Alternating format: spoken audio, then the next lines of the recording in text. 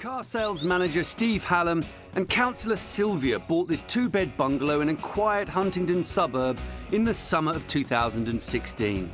It's pretty enough, but too small to host the parties and family visits these two love.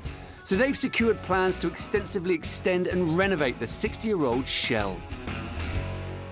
So this is your house? It is. Looks very nice. It's a little bit small. Okay. And we want to have more bedrooms so our friends can come and stay. Okay. I mean, it's quite nice, though. It's quite cute. It is lovely. It's a wonderful location. We love the location. That park is where I used to stand years ago with the children and look over to this quaint cottage, that I called it, and say, oh, I would love to live there when I'm old. The minute I walked into it, I picked up an aura from the house. Okay. And that's how I've bought every single house that we've ever had. Yeah. I walk into it and I feel something, Yes. and I buy it, and Yeah. we don't go far wrong, do we? No. The home may have a good vibe about it, but that's not holding back the ambition of what Steve and Sylvia want to do with it. So what are you building? A house. So we're going to change it into a house as the bungalow. So we're going to take the gable out of the lounge, and we're going to extend the gable, going to knock the garage down to create a new kitchen, and then brick it up another metre and put a roof on. The core of this bungalow will be retained, but it will be encased on either side and gain a first floor as it morphs into a 5-bedroom farmhouse-inspired home.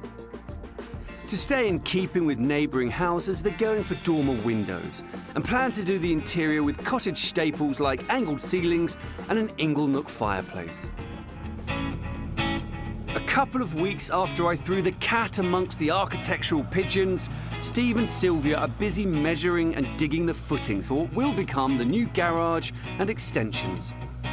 The idea is to get all the footings dug, ready for the Monday morning inspection from the council, and then the concrete lorries are all booked for the afternoon to then pour in all of the holes. So quite an exciting time, quite an important weekend.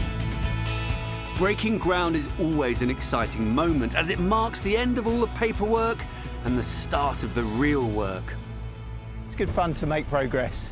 You know, we've been talking about it for a long time. It's been in planning for a long time, and we finally got it approved after some negotiations. So it's great to take action. You're getting on well. Yes, we Progress are. is amazing. We've worked hard, definitely. We have. Yeah. And you're doing a lot of this yourselves, aren't you? We have so far. And it's big, right? Because the white area at the bottom here sort of is the original house, Correct. like the extent of the original Yeah. facade. Yeah. It's a lot bigger. It is. Yeah.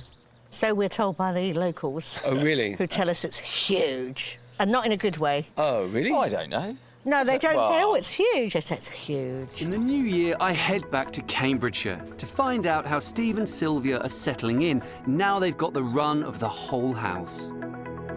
Now that is quite some transformation. You've got to remember that somewhere underneath that building there was a little bungalow that sat in the middle of the plot, and it's been extended and transformed, and it's got quite an imposing facade, something that Steve and Sylvia very much wanted. And in many ways, that's the point of self-build. You can do what you want.